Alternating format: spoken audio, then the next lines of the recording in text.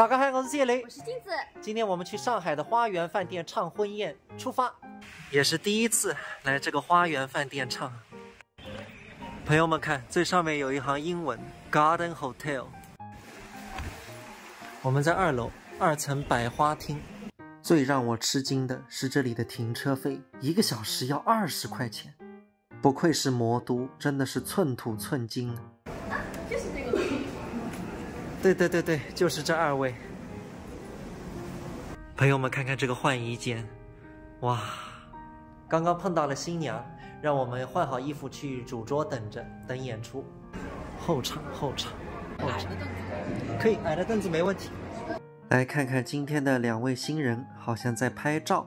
第一次在婚礼现场看到这种老式照相机。在今天来之前，我就听说这是这对新人第4次结婚，那到底是什么情况呢？一会儿大家自己看。今天我们十分荣幸，新娘安排我们坐的主桌。各位来宾，大家好，我是今天的新娘，也是今天的主持人谢晨颖。我是今天的新郎，然后是今天的捧哏林子轩。其实是之前我们去年在云南玉龙雪山办的婚礼。那么这个1年的时间呢，这其实是我们第4次的婚礼。然后到今天，应该希望我们是办最后一场这个类似婚礼的形式，以至于我同事家的女儿听到说萝卜叔叔，当然我叫萝卜啊，然后他听说萝卜叔叔已经第4次结婚的时候，他问是同一个新娘吗？所以这次这个小朋友没有被邀请啊。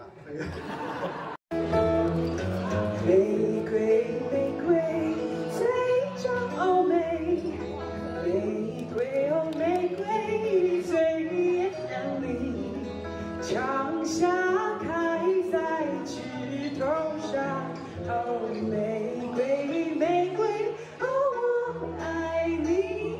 我心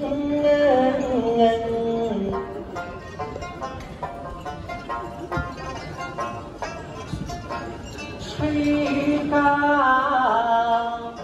世上清风神。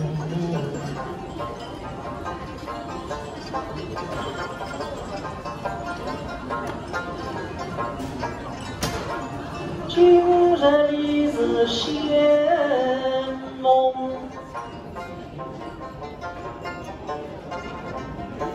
家祭风雨山，